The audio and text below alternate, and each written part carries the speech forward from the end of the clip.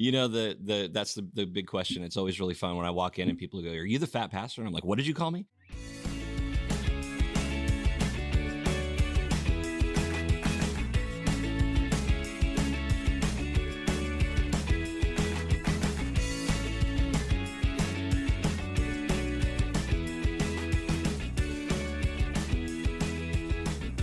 Welcome to the Exploring Washington State podcast. Here's your host, Scott Cowan. Well, welcome back to the Exploring Washington State podcast. Today, I am in Yakima. I am sitting across the table from Shawn Niles, known as the Fat Pastor. Shawn, I'm going to stop right there and go, I'm looking at you.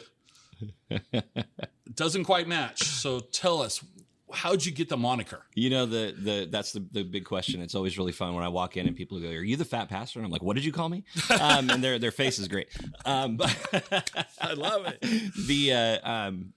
The whole thing started, you know, I've been into food for a long time, and it's been mostly a hobby for me for most of my life.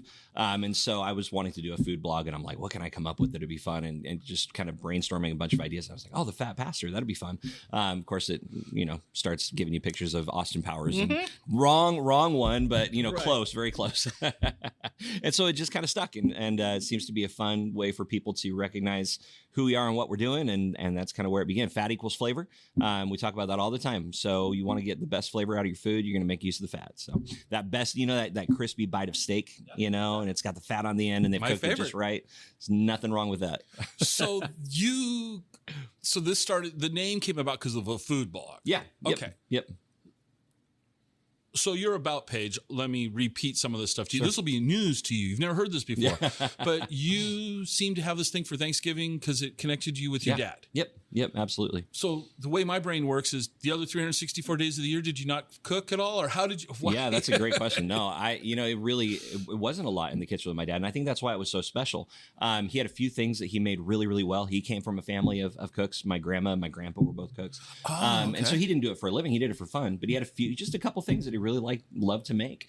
And Thanksgiving was the most time that I could spend with him that I could always guarantee we'd be in the kitchen together. Okay. So I'd wake up super early, run in, and he'd be stuffing the turkey. And I'm like, what can I do?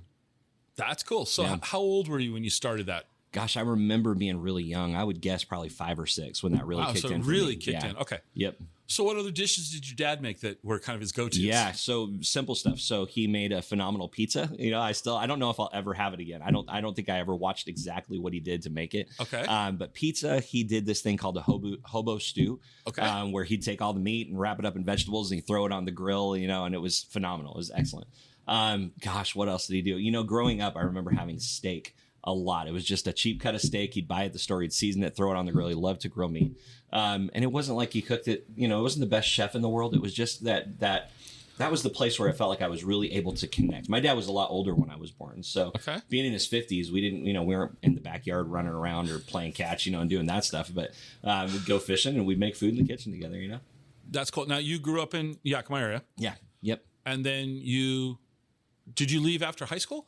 So I stayed around for probably, I think, a year after high school. And then I moved to the East Coast, went to New Jersey, met my wife, worked at a couple churches there. That's what I've done most of my life is church ministry. And so worked in a couple churches there. We got married, moved to Hawaii. And this really, for me, is all about the food journey, right? Because like I'm moving out of Yakima where there's no good, you know, exciting restaurants. It's all small town. Couple really cool things here and there that have come and gone over the years. But really not a lot of opportunities. So I moved to the East Coast and I'm like, this is everything. And so my mind is being blown. I moved in with an Indian lady who would make curries and naan and all this amazing food every night. My mother-in-law's from the Caribbean. So she's teaching me Caribbean food, Trinidad food. Okay. And so I'm learning all these things, not thinking this is ever going to benefit me other than, you know, this is just fun. Right. Moved to Hawaii, same thing. People love to share their knowledge of food. So people are cooking for us all the time and we're learning all these incredible flavors that we've never had before. So what's interesting to me is, you know, I'll call Yakima a small town. Yeah. Because when you were growing up, it was smaller than it is now. So we'll call it a small town. A lot of people that I know that come from small towns or, you know, limited backgrounds. Yeah. They're never adventuresome. Sure. Steak and potatoes, burger and fries, pepperoni pizza, and here you're telling me you're checking out Indian food and in Caribbean food and in Asian cuisine.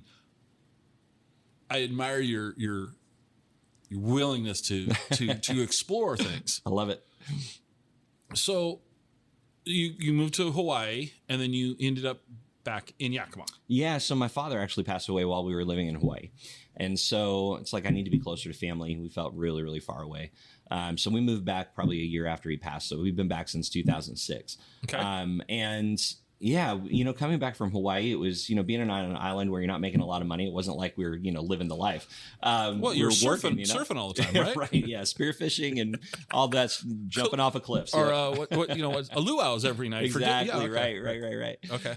Yeah. And so we, we came back and jumped back into church and that sort of thing, did that for a while. But still, I mean, it's just for me, I've always found the most joy cooking for people, sitting around a table. And for me, that was like really fun ministry is when I get to bring people to my house and cook for them. Okay. And you get to know people better too. So that's one of the things I love about food. Yeah. Food's a great connector. Yep.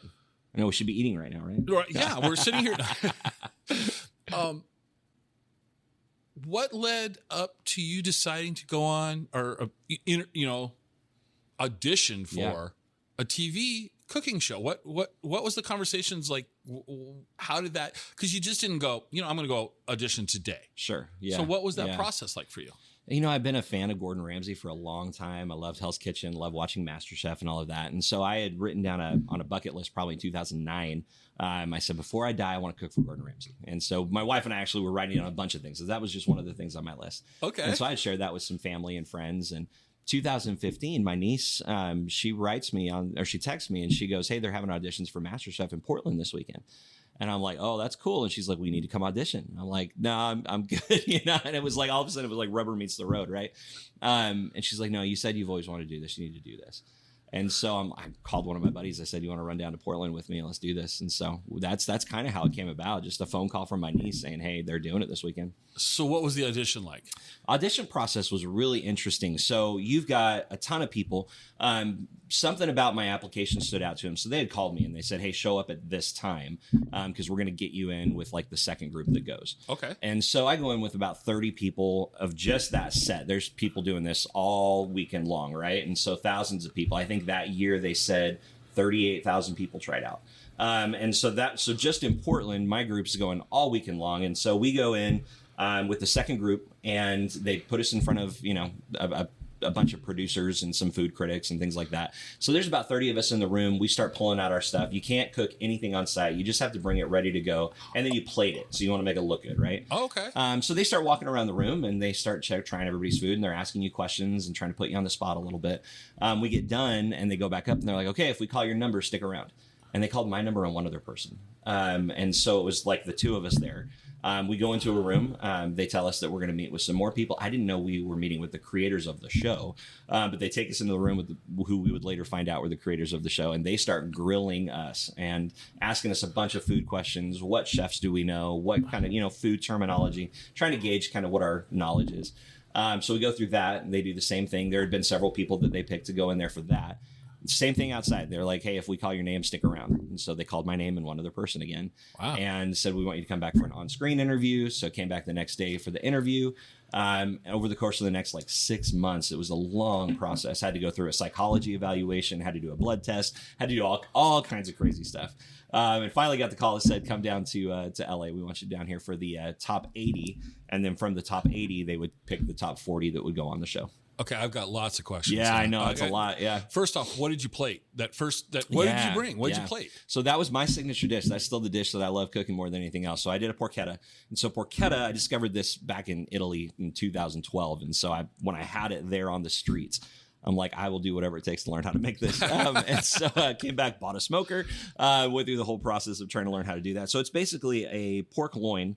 It's butterflied, stuffed with all kinds of goodness. So you got your sage, you got your parsley, you got your garlic, you got all the good stuff. Right. You got a good rub that goes on the outside. You take the pork belly, wrap it around the pork loin, and then smoke that or roast that. And it's incredible. So mine was sliced with...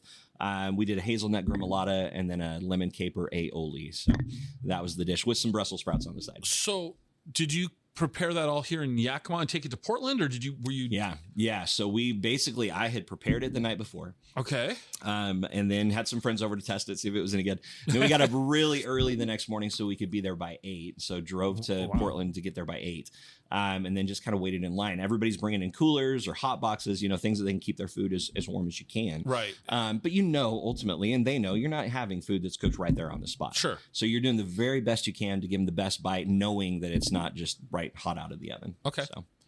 The other question I have out of all that you just shared was the psychology test. Yeah, Is that because Gordon's persona is that he's not a particularly nice guy?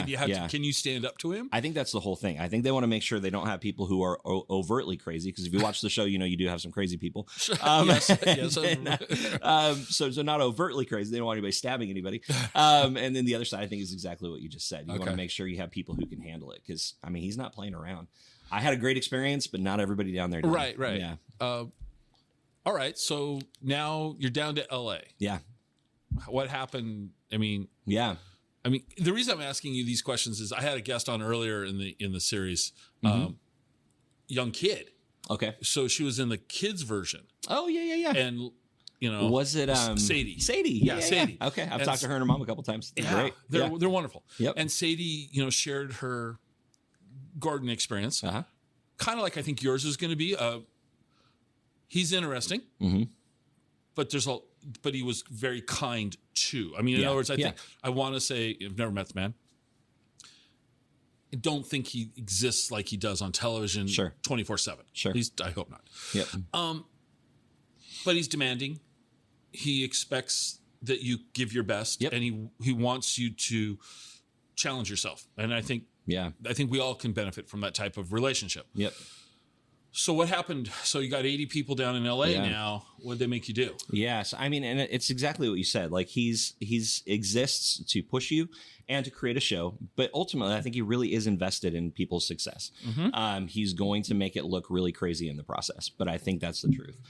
So we get down there, and the first week it's all about us, getting in the kitchen with the producers, cooking our food. And then they're kind of testing to see what our personality is going to be like, pitting us against each other, seeing how we respond, creating drama, right? And seeing if we're good at creating drama. So a couple of us, we kind of figured that out early on. We're like, this is probably what's happening, so let's give him a show. Okay. And so we just had fun. And so buddies of mine that of course, you're making friends when you're down there, but we'd be in the kitchen together and we're like, let's have some fun. And so we'll start screaming at each other, and start going off and creating drama. And immediately you got the producers who are there. They're wanting to know what's going on, and they're asking you questions. They're trying to, create more drama. And so we're like, let's give it to them, let's have fun. And so then we're high-fiving each other and hugging afterwards, because we know we just did a great show. It looks like we're going to kill each other. Right. And so it was really fun. It really was a lot of fun. It was very stressful. We never knew when we were going to get called to get up and, go downstairs and be ready to jump on the bus to go to the studio. It was, we were tired, worn out, getting up at 3:00 in the morning to get ready, and then not knowing when they're going to knock on the door and say, let's go. It was a lot. It really was a lot. There were definitely some days where I would go from cooking then into an interview, and I felt like my interview was crap, and I'm just like, I just really blew that because I was so tired, But we went through that week of top 80 competing and really just kind of not really competing, but just getting to know each other. And then all of a sudden they call us down, and they're like, hey, if we call your name, go to this side, and if we call your name, go to the other side. And so we don't know what group we're going to be in, right? And so like my name was called first. And so I get up and I go to that room, and I'm like, who knows what's going to go on, and there's 40 of us that are in there. We're looking around and getting to know, everybody that I had. I'm looking around the room and I'm like, this is a good group. And pretty soon they walked in and they're like, hey, you guys made it. You're going to be on the show. So so the top 40 had to compete for top 20, but we at least knew we were going to be on TV. So then did you come home between that, or did you start filming at that point? We started filming almost right away. So how long was this process for you? For me, it was 2 weeks. So I was there for 2 weeks. That's not that bad. It was a week of trying out and then a week of filming those battles. Okay. Hot, man. Gosh, they normally film in like the, January, February. And we were filming in in August, where it was like heat. Crazy. Oh man. Yeah. It was insane. And so being outside in the heat, it was nuts. Okay. But yeah. So what's a takeaway from all of this for you? Like, what, I'm going to ask you two questions. Yeah. Your best takeaway and your least favorite aspect? I'll say your worst. What was the best thing about doing this? I think just the worst part of that was being away from my family, not having any contact, not being able to connect with them while I was gone. Because they isolate you, don't absolutely, they? yeah, it's very isolated. It's like being in a really nice jail, so where they take good care of you at least. So I'm there with my with my friends, but I can't talk to my family. They actually, one of the whole mental pieces is they didn't tell me that they were flying down my wife and my son to be there when I competed. And so they kind of walk out of set. It's this big dramatic moment and I lose it, they didn't show most of that on TV, but yeah, it was very mental at that point. So I'm like, oh gosh, my family's here. Now I got to go cook, So those kind of things were definitely tough, but I made some of the most incredible friends. In fact, my competitor who beat me has become one of my best friends in the world. She comes up to Yakima at least once a year. And where's she cook out together. of? She's out of Nashville. Okay. So Yashika, and Yashika's incredible. So, okay. Yeah. Yep. So what was your biggest takeaway from it? Hearing Gordon, being in the kitchen, there were a lot of things that happened that, of course, they didn't show.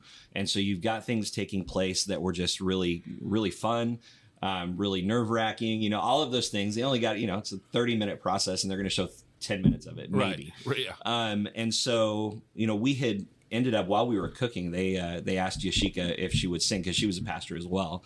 And so she starts singing Amazing Grace. So I come in on the harmony with her, and we're belting out Amazing Grace in front of Aaron, Gordon, and Christina.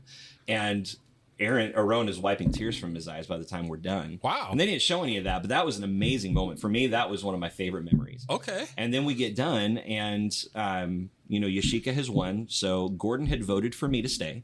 Then you have the other two judges who voted for her. Okay. And so they didn't show him saying that he voted for me to stay. But what they did show was him saying, Shawn, it's clear that you were born to serve your community, but it's also clear that you were born to cook. And that for me was when I was like, maybe this is not just a hobby. Maybe this is something that I can do a lot more with and hopefully make a difference at the same time. Wow. Yeah. Would you do it again? Absolutely. Yeah. You 100%. would. Yeah. I've been on other shows that were like, the experience is 100% different. And I'd love to be on, future shows. I think that'd be a lot of fun, but MasterChef was pretty special. Okay. That for me is the start of the journey. A lot of people walked away mad. They thought, I never want to do anything like this again. But I really had a great experience overall. All right. So you compete, you don't win it all. Yeah. You come back here. And now we're sitting in a restaurant. Yeah. Yeah. So you weren't a professional chef. Yep. Now you're running a restaurant. That had to go smooth. I mean, no problems at all. What? So Gordon gave you this praise. Yeah. And I think that might have been the final tumbler in the lock. You're like, okay, I'm going to do this. Yep. But it's not like you just called up a strip mall and said, hey, I'd like to rent that spot. Right. How did you, what did you put together that is evolved into where we're at right now? Yeah, so it's been we call ourselves Fat Pastor Productions because it's not just a restaurant. There's so much more to what we do, and it started out that way. It was a couple years before we even started a restaurant, but we came back, talked with some friends in church. So some of my pastoral staff and I got together, and people who eventually became my partners. But we got together and we said, we could do something with this. And we're kind of watching, trying to see what we're going to do. And I couldn't talk about being on the show for a year. So it's kind of just a long process of waiting until it airs, and doing all that. So about the time that it was about to air, Yakima was going through a really hard time. There's a lot of murders that were taking place. And it's, again, one of the reasons why Yakima gets a bad rap. You hear about a lot of the bad stuff, right? Mm-hmm. So as a pastor, I got called to this meeting of a bunch of different leaders in the valley that were coming together at one of the bigger churches in town. So they get the mayor on the stage, you get the chief of police on the stage, you get some other people, prosecuting attorney on stage. And they're talking about all of this stuff. And then they open up the mic. And I'm sitting there and I'm listening. And all of a sudden, people are going up and they're just talking nonstop about whose fault it is. So pointing the fingers, it's your fault, it's your fault, it's your fault. If you would have done this, you would have done this. And I have this revelation as I'm sitting there. I'm like, man, the problem is not the problem. The problem is that it's not my problem. And until I stop pointing fingers at everybody else, I'm not going to do anything. And I'm like, how do I make this my problem? I'm at a place where I love my city. I want to be here. I had moved out for a couple of years, but I want to be here now. If I'm going to be here, I got to do something. Okay. And so this guy gets up and starts talking about a program for youth called YPAL. And so Yakima Police Activities League. He's like, we have all these kids that come here. We're like 300 kids a week. And he said it's in the worst park in town, biggest amount of violence. He goes, we're right there with these kids. He goes, all of you people who are yelling about all the problems, he goes, it'd be nice if you came and help us. Because we have a boxing ring. He said, we've got a computer lab. We've got study rooms. We've got a big kitchen. And I went, okay. And so I'm listening and I'm like, maybe there's something there. And so that's how our first program was born. I got together with another local chef and then a business leader here in town. And I said, why don't we start a program for kids where we can bring them in, teach them business and culinary skills, and then let them run their own restaurant for 3 nights at the end of the time. And they're like, that sounds like a lot of fun. And so we created our program, Urban Kitchen. We launched it a couple months later with incredible success. Thanks to the community. I mean, the people really got behind us, rallied around us so that we could do this. We're right now in the middle of our 5th class. And so we're getting ready to graduate the 5th group of kids. How many kids are in this round? Right now we've got 14 kids that are signed up, which is perfect. That's about all we could take in here. And about age group? We take them anywhere from 10 to 18. Most of these kids are like 13 to 17. Okay. So, yeah. And so what do you think would be next for them after they get out of this program? Are they working? Are they going? Yeah. I mean, 13 to 17 right. is a little young to work. Absolutely. And so you're teaching them a whole bunch of skills. Yeah. Disguised as cooking. Let's be real. Absolutely. So, yep. But you're teaching them to cook. So, yep. I mean, what are they going on to do? It really varies. So some of the kids are like, we want to stay connected. We've had some kids come back and take another round because they want to keep going. More than anything, though, we want to build relationships. And so the idea behind this is that we give the kids a place where they can come. They're welcome. They know that they're going to be accepted. They're going to be loved and taken care of. And if they want to cook, they're going to have a lot of fun cooking. They want to learn business. They're going to learn some good skills. If that's as far as it goes, we feel like we've done a really good job. No, absolutely. But for some of the kids, they do. They want to keep going. We've hired some of the kids as they got older. We've had a few that we hired to bring out with us and, dishwashing or prep or whatever the case is there. Just giving them cool opportunities to do that. Yeah. What sort of skills are you teaching? I mean, what are you teaching them? Knife work? You teach them, are they learning how to do specific dishes? Mm-hmm. I mean, what are you teaching them? Yeah, so it starts out with safety sanitation. So we bring in the food department and they will give the kids their health cards. So we go through that. Okay. Then we go through knife skills. We teach them about baking skills. We've got them talking about putting flavors together and how is it that you take what flavors go together and how can you manipulate that. We give them a lot of room to go crazy and just kind of experiment because we found that in the midst of their wild ideas, some of it works, and some of it's abject failures, exactly, which is kind of fun too. Yep. There's nothing wrong with that. Okay, we learned from that. We've got a local food critic who came in for a burger challenge the kids did, and so he comes in and he walked away and he's like, "Dang it, these kids are doing better burgers than some of the places in town." So what were the kids coming up with for the burger challenge? They're doing they're doing like their own sauces. They're doing blends of meat. The toppings that they're putting on them. I can't remember off the top of my head what the winning kid did. But it was really impressive. And we're like, man, this is awesome. Yeah. That's cool. It was really cool. And sometimes it's just a matter of you did the technique right. You cooked it right. You formed it right. It's not chewy, I mean, things like that. Sometimes it's just a matter of you just did a really good job of the technical skills. Sure. Which is good. So that you're on your 5th version of this right now. Yeah. How long is the course? Or before we hit record, you said you might be changing it a little bit. No, so the course it started out as 3 months and then we realized that wasn't enough time. So we then bumped it up to 4 months. Okay. So 4 months. Yep. That's awesome. Yeah. And that's how can people find out more about it? Yeah. So if you want to know more about Urban Kitchen, you go to urbankitchenyakima.org. Okay. And there's a lot of information there. People have kids that want to be involved. We'd love for them to sign up for future classes. Okay. It's a lot of fun. Okay, yeah. Cool. Yeah. So you started with that. Yep. All right. But yet we're still sitting somewhere else. So what was next? So we realized that we needed to have an avenue to funnel some money back into Urban Kitchen. What? And so again, for us at this point, we're like, let's just do some things. We're all pastoring the church, right? So that's our job. But we're not making full-time salaries. So we're like, how can we make a little extra money? What if we started an underground dining club? And we're like, that could be fun, and nobody else is doing that in town and not a lot happening, even around the country, that about. And so we're like, well, shoot, we're pastors. We can't really do a legal underground dining club. So how do we do this? And so we talked to the health department because they loved our program with the kids. They're like, we're going to help you figure this out. We don't know how to do this, but we're going to help you figure it out. And so they crafted a plan for us to even be legal. And so we became one of the first legal underground dining clubs in the country. Which was cool. I got to tell you, the word legal and underground don't quite go together. It's not quite as cool, right? Yeah. But, yep. It's like having your mom there for your first tattoo, right? It's not as cool. Yeah, no. Yeah, that's a good one. How did the health department, I mean, they worked with you, which is awesome. Yeah. So walk me through that, because I'm always curious how these things get started. Yeah.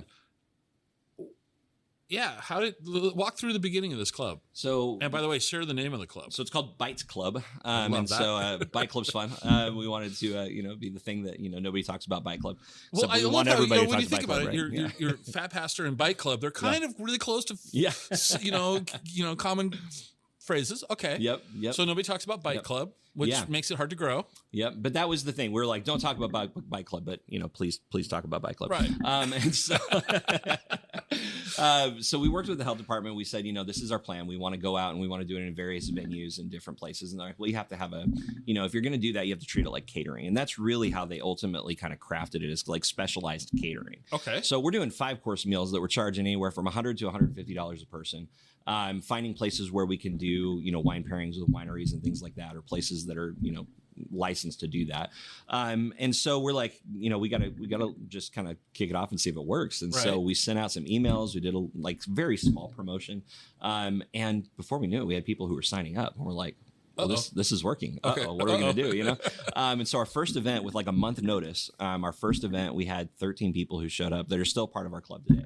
And it worked. People were so excited about the food. I mean, we had some crazy experiences because, again, like you said, none of us are classically trained chefs. We have one classically trained chef on our team who runs the restaurant here and also is the head chef for Urban Kitchen. Okay. But other than that, we're all like, this is a passion for us, right? There's a lot of ups to that. There's a lot of downs to that, because the upside is you get high creativity. The downside is sometimes you get low technical when you're first starting. So we're fighting to learn how to do this together, right? And so it starts gaining traction, and we're like, shoot, this is working. And before long, we just have a growing list of people who want to be a part of this Bite Club. And that's where we spent most of our effort for the first year or so, is between Urban Kitchen and Bite Club. But because of the success of those things, we started having people say, well, what about catering? Can you do big events for us? And we're like, let's try it. And that started taking off, and that really blew up. And before long, we're doing huge events. And so it was about a year and a half or 2 years, I guess, into it, that we looked at each other and we're like, do we want to do a restaurant? And our first answer was no. We knew that's going to be a lot of work. But this building kind of came open and kind of was highlighted for us. And we're like, let's try it. Let's see what happens. So we opened up our first restaurant a month before COVID. Oh, yeah. Brilliant timing. Absolutely. Yep. Well, I want to keep going back to Bite Club for a second. So how often, in a non-COVID world, how's that? How often was Bite Club happening? Yeah, so it was happening every month. Okay. We have anywhere from 1 to 3 events, depending on interest and what people wanted to do. Wow. And just coming up with different ideas, And again, it was before we had all the other things that were going on, so we had more time to pour into it. Mm-hmm. And so it was a little bit easier than trying to do that with everything we're doing now. But yeah, we'd highlight global flavors most of the time. That's my big excitement in food, is global. Okay. My partner is Gilbert, and he is from Zambia. Okay. And so he's got an amazing global flair as well. Incredibly gifted when it comes to the technical skills, which, again, for somebody who isn't classically trained, is pretty awesome. And just putting those flavors together is great. So we were working really hard together to create something. We had another chef that was working with us at the time, Lotta, who was unbelievable in the dessert realm. And so she's gone on to some different things now. But man, starting that out with her was amazing because of her gift for dessert. Just phenomenal. At the time that we're recording this, which is late November 2021, is Bite Club happening? Yeah. Can we talk about? I mean, is it underground? Absolutely, is it underground? Can we talk? I mean, no. It's underground but not underground, right? Yeah. So just don't tell anybody, okay? Right. Yeah. No. So we got the website fatpastor.com, and that's where Bite Club is stationed at. You can click on Bite Club when you see it. But what's really cool about Bite Club right now is that a few years ago, we went to the World Food Championships for the first time. And we competed there. We competed in the burger category. We won the 23rd best burger in the world, which was super cool for never having competed before.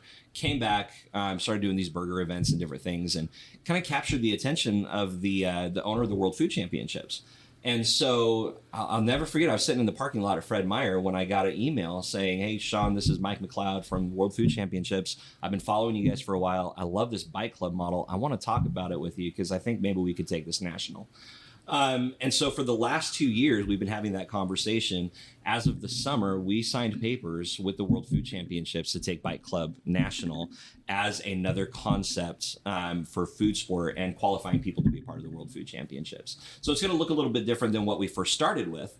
But now we're taking that to the next level and introducing food sport as well as fine dining. All right. Food sport. Yeah. Don't know that I ever thought of those two words going together. Two of my favorite words to combine. It's like what chocolate and peanut butter. Okay. Walk me through what this new iteration's gonna look like. Yeah. So we're going to. So our team is going to just continue to maintain Washington State. Okay. And we're going to continue to do our normal 5-course meals and all of that, and make it just fun, no sport involved. But the other opportunities that we're bringing into it is going to be an additional concept called throwdowns. And so in the throwdowns, we're bringing in 2 local chefs, 1 celebrity chef who comes in to fight against each other with 3 courses and to see who wins. They get a grand prize at the end of the night, which is a $1,000 check, but they also get entry into the next year's World Food Championships. And so we've done a couple of them here since we launched this year. And now we're going to be focusing on continuing to have those opportunities, but also growing that throughout the rest of the country.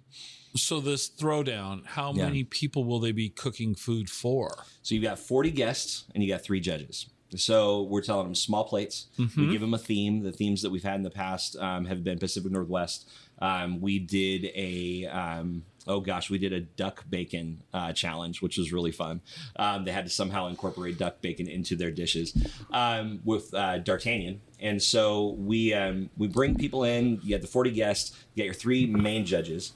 So the 40 diners act as a conglomerate vote. So after each round, we ask for their vote. And collectively, whoever has the most votes wins that point. Okay. And then each of the 3 judges get a point. Okay. And so they will vote for their top favorite. And so the person who has the most votes at the end of 3 rounds ends up going to win the prize and to compete at the World Food Championships. And these are going to be national. Yeah, these are actually international. The Food Championships brings people in from all over the world. Wow. It's absolutely incredible. So the Bike Club Throwdown concept, as soon as we hit 2022, it's like go time. And so we're not even sure 100% of what that all looks like yet. But the World Food, they're taking the lead on running that, and then we just back them up and make sure they have the support they need. Is it? Yeah. So looking at expanding throughout Washington for us, and so eventually getting into Spokane, into Seattle, into some of those areas, Vancouver, right, where we can really build this up and make it something fun throughout the entire state. So where will these be held at in theory? So here we have the lab space. So where you're sitting right now, this has been a phenomenal space for us. So we did one here. We also are talking to restaurants because it's a cool opportunity for restaurants to do something different and to gain some different support from the community. For instance, if you take a restaurant that closes at 10 and then we say, okay, now we're going to have this event from 10 o'clock until 1 o'clock. And so late night, really fun. It feels a little more underground. Right. So you have these events. We let the restaurant run the service side of things as far as the bar. So they make money off of the bar, which is so far has been really positive. The restaurants that we've worked with have been really happy with the outcome. And then, we have the competition going on back in the house in the kitchen at the same time. So, yeah. So how do I get hooked up with this? Yeah, right. Like, this sounds awesome. All right. So yeah, again, if people are excited about this, a membership with Bike Club through us gets you everything. So $150 a year is membership. Okay. And then with that, you get invited to all of these events that are going on. Now, each event has a price tag associated with it, but you get to be a part of the email list that gets you into these events. Nobody can just walk in. Nobody can walk in. So it's a I don't want to say exclusive club, but it's a private club. We say that. That's part of our marketing is exclusive, extravagant, extraordinary. Yeah. Oh, all right. Yep.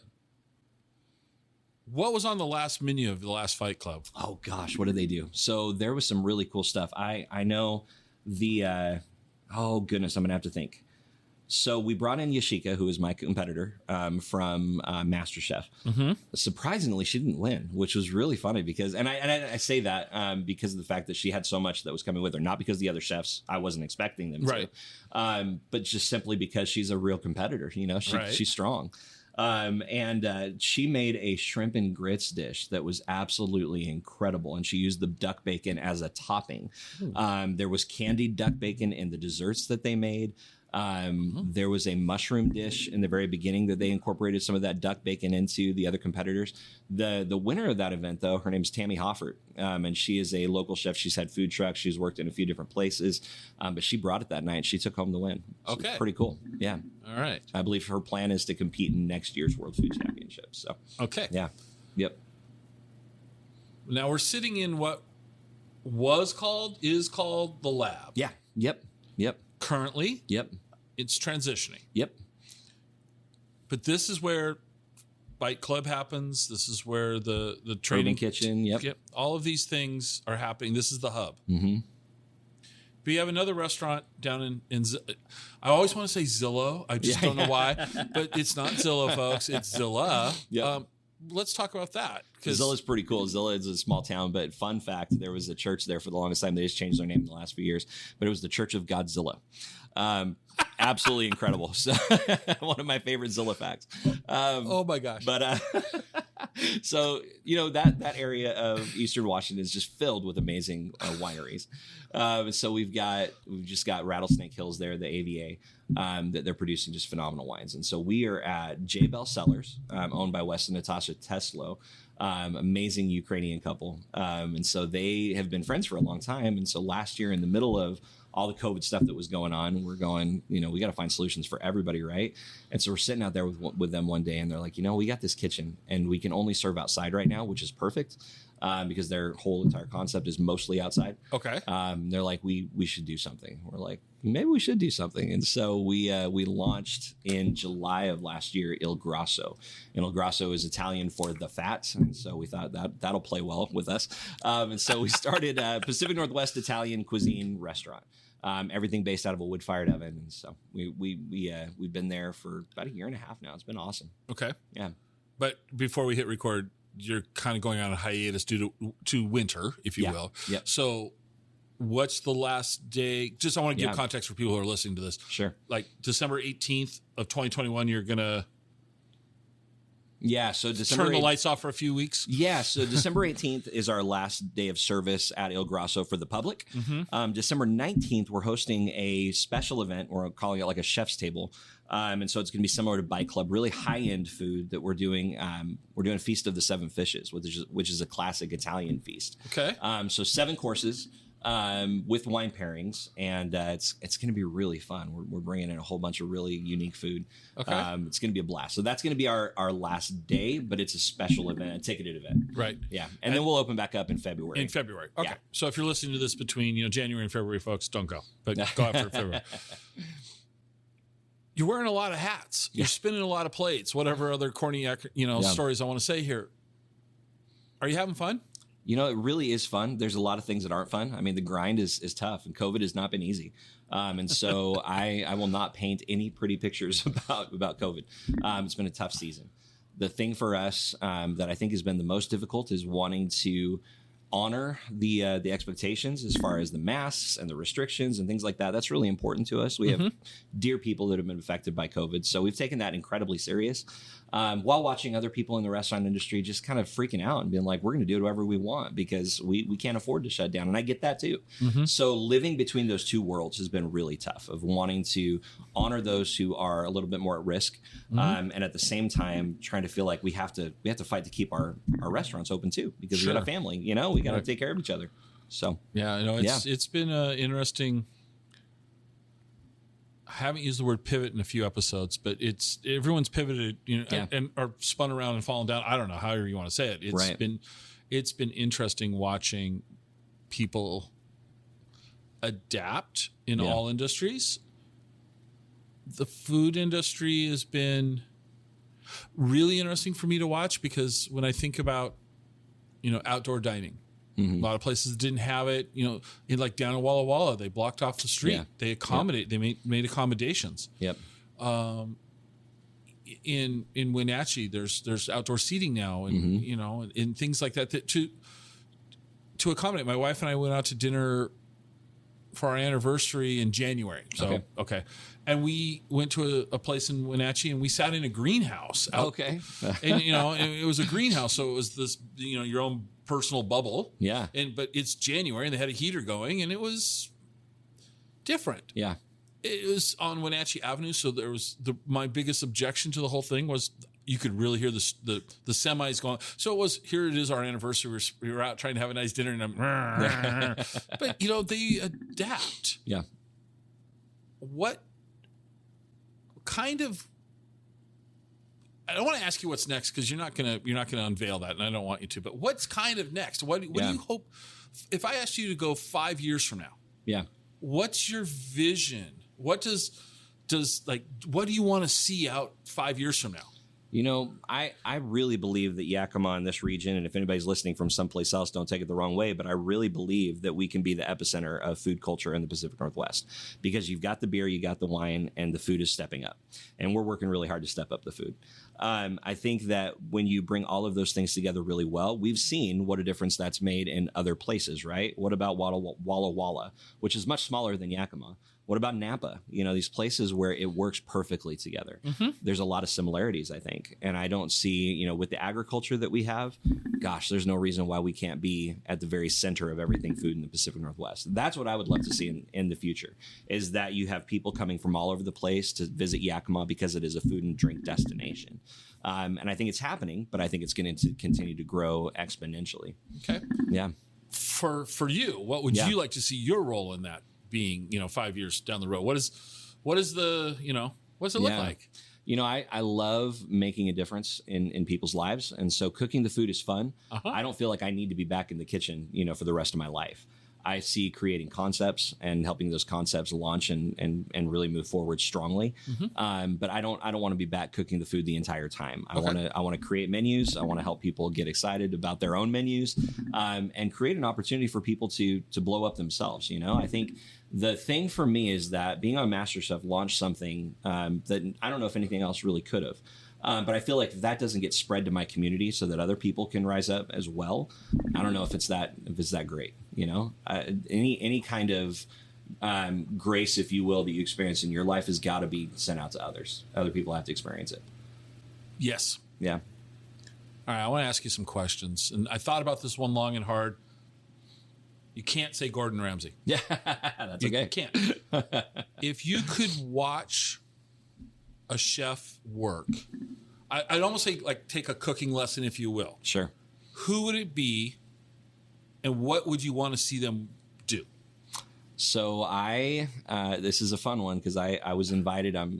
It's been postponed a couple times due to COVID, but one of my favorite chefs in the world, not Gordon Ramsay, he's incredible, but one of my favorite chefs in the world is Chef Massimo Bottura.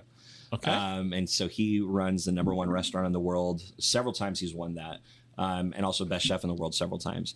So he's in Modena, Italy. And I was invited to go cook with him and stay at his property for 3 days. Should have happened already. Now it's been postponed to May of next year because of COVID. But I'll be cooking with him in May in Italy. And that for me, it still doesn't even feel real. Like it's a done deal. Everything's set in place, but it feels so unbelievable to think that that's going to happen. So for me, he's my top chef. In fact, Wow. my son he's 6, he's about to turn 7, and he loves food, loves the food culture. Okay. He knows a lot about food culture.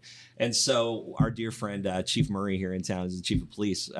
His granddaughter was in town. So he took Asher out with his granddaughter to go play at the trampoline park. And he texted me and he goes, so Asher and I are having a unique conversation. I said, oh really? And he goes, yeah. He says, you know, he's telling me that Chef Massimo is the best chef in the world when it's clearly Thomas Keller. So, but I get it. My son gets it. But did your son win the argument? Exactly. I see Right, the kid's winning. That's awesome. In his mind, I'm sure he did. So. Okay. Do you like to cook at home?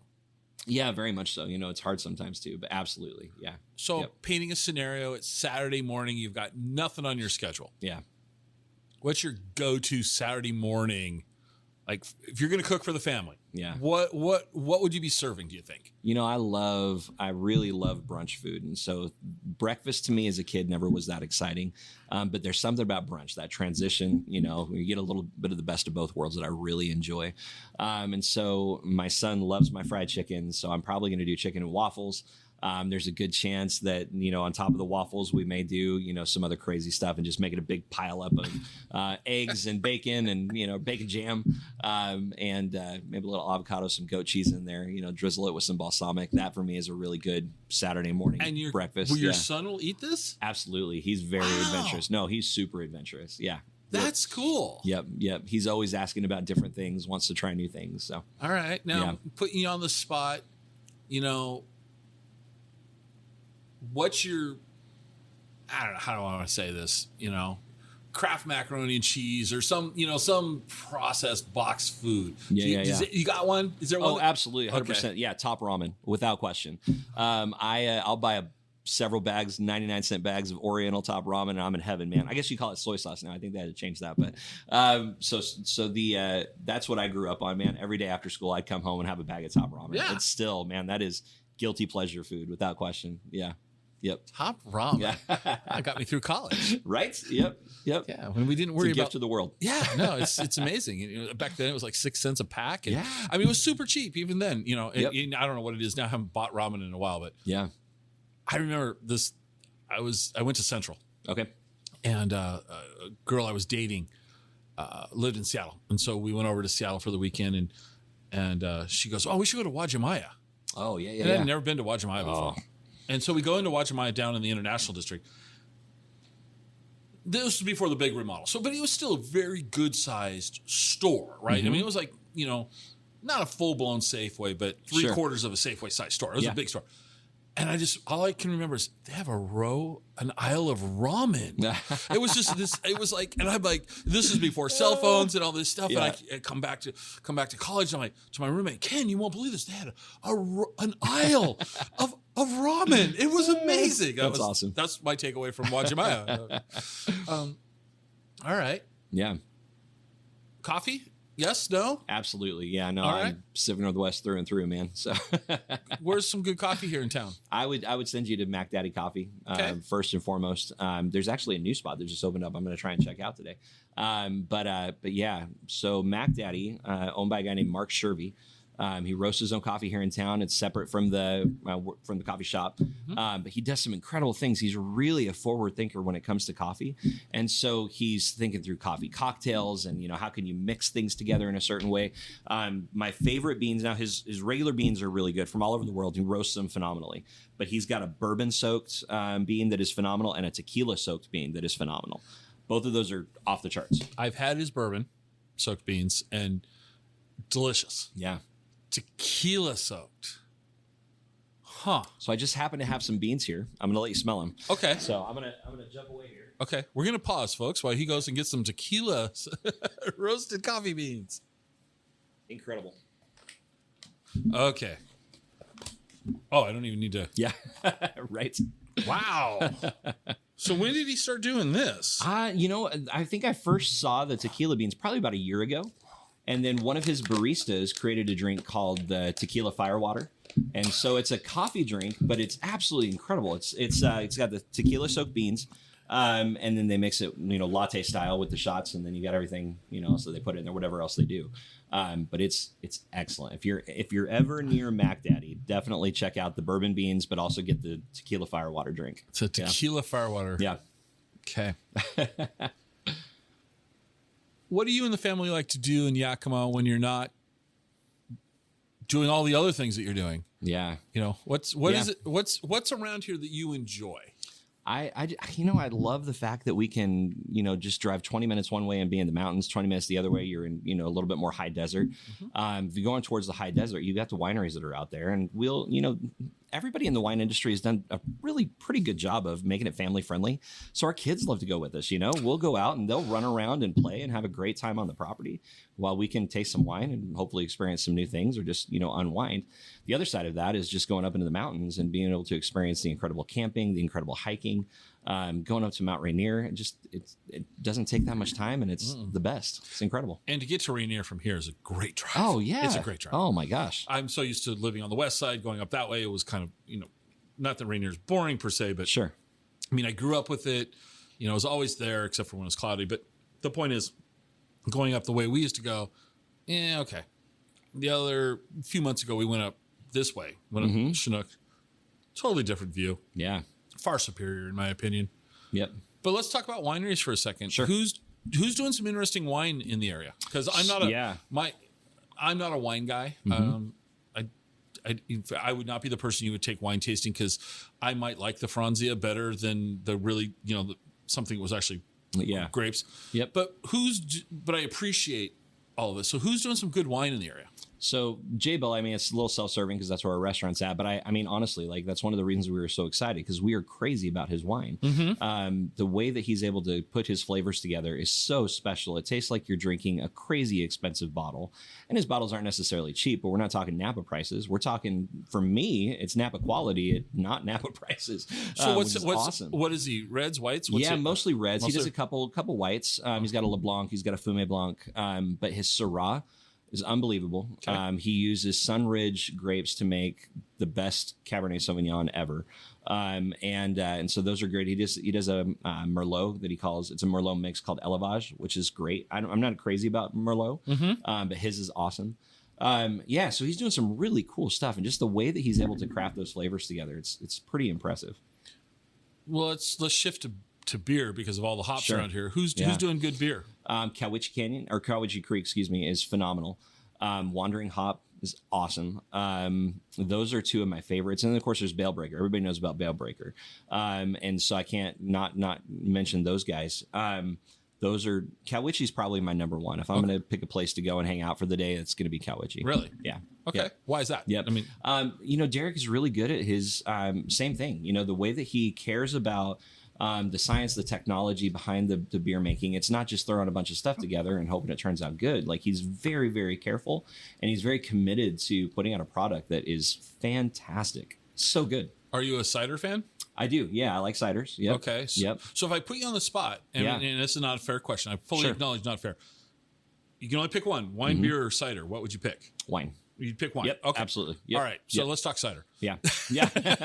So what's going on here with cider that you're finding interesting? So you got Titan Cider Works, of course. Yep. That's the obvious one. I wouldn't say that I know a whole lot of others beyond that at this point.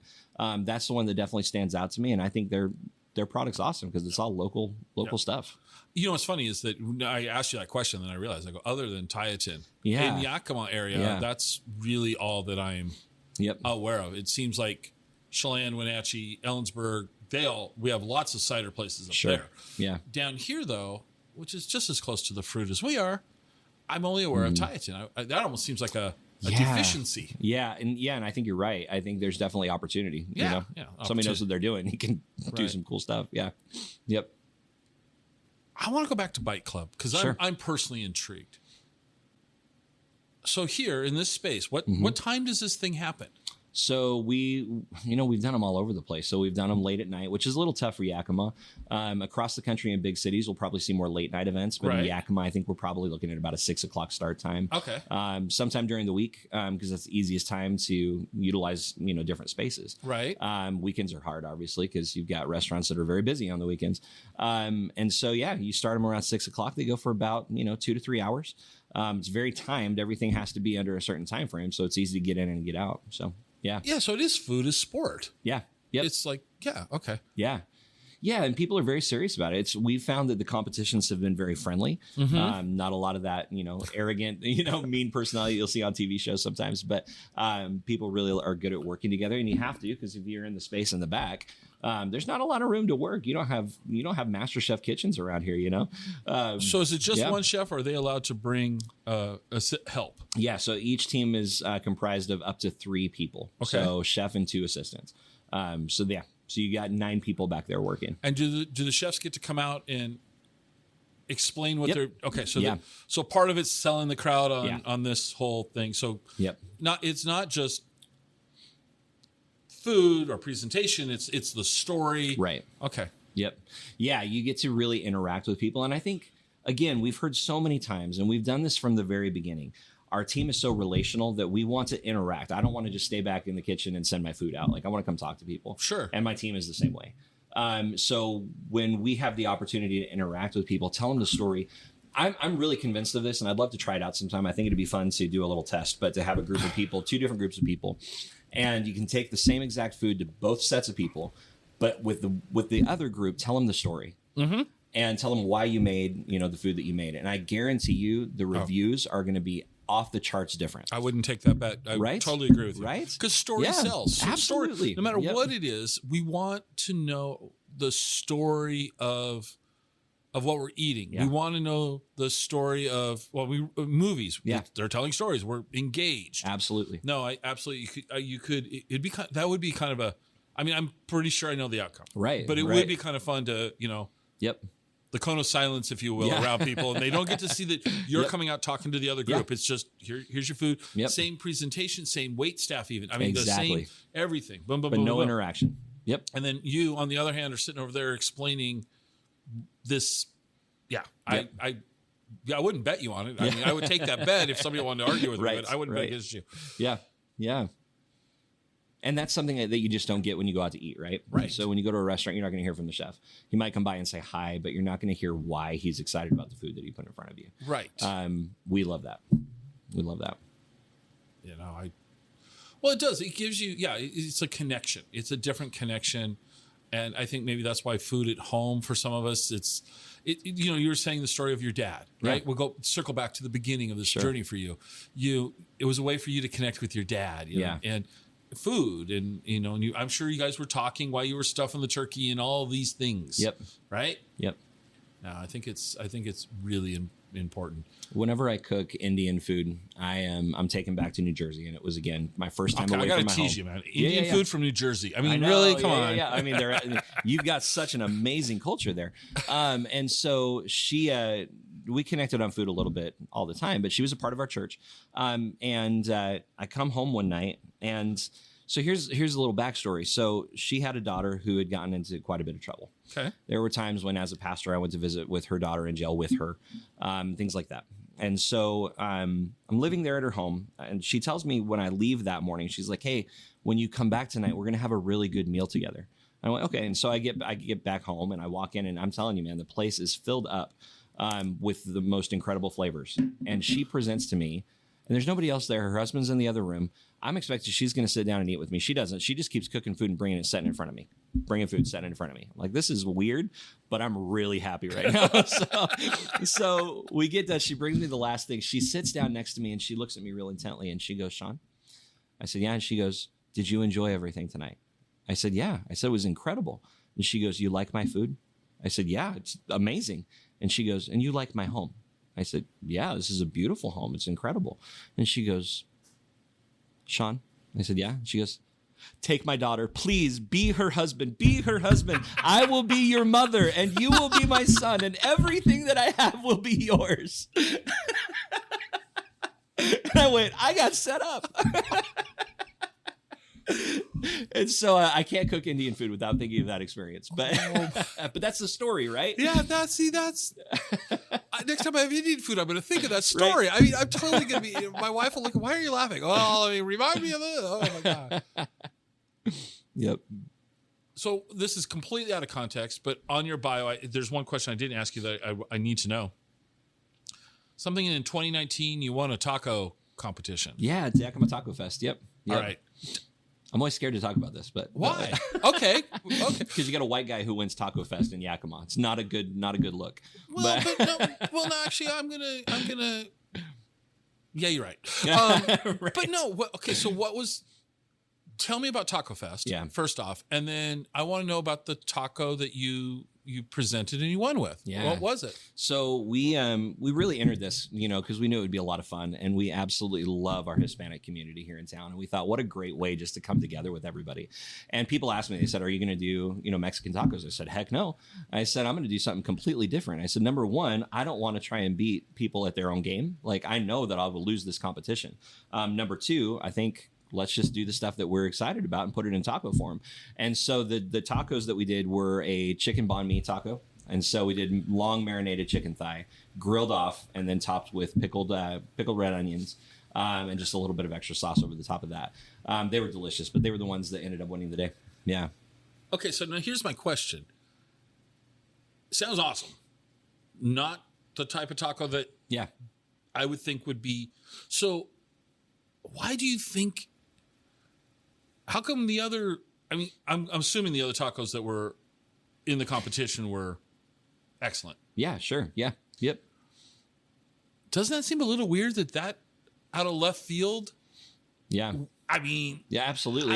I'm not going to try and tell you that I know why it worked that way. What I noticed that I thought was interesting is that the Hispanic community really loved our tacos. Okay. And so maybe even for them, because there was a huge representation from the Hispanic community at Taco Fest.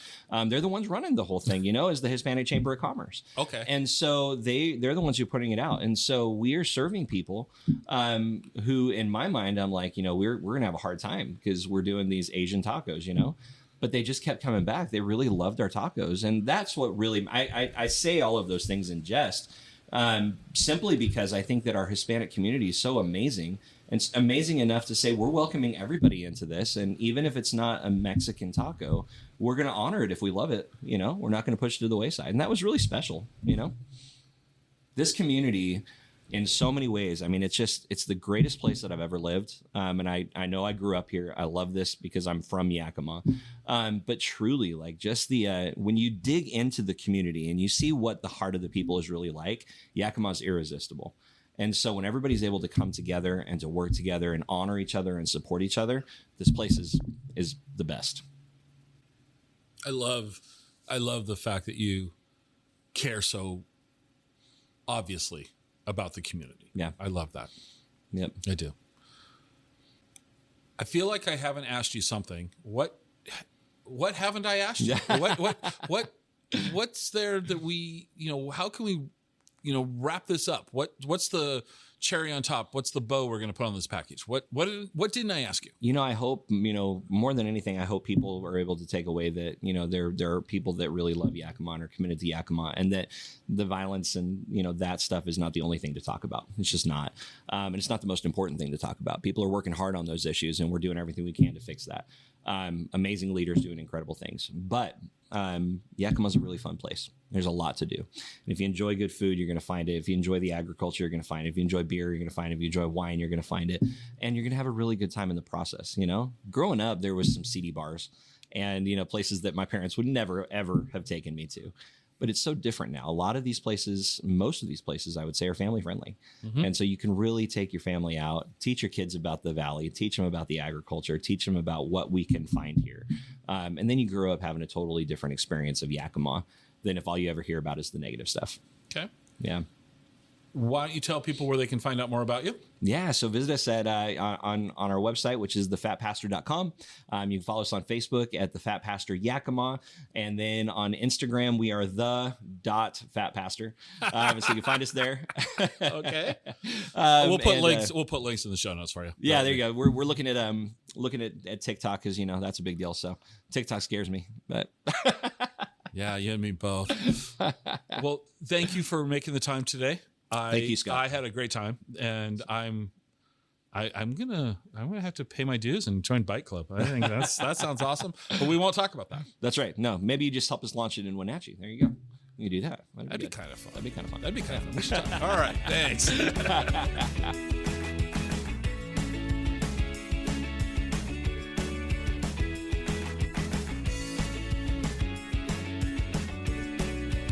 Join us next time for another episode of the Exploring Washington State podcast.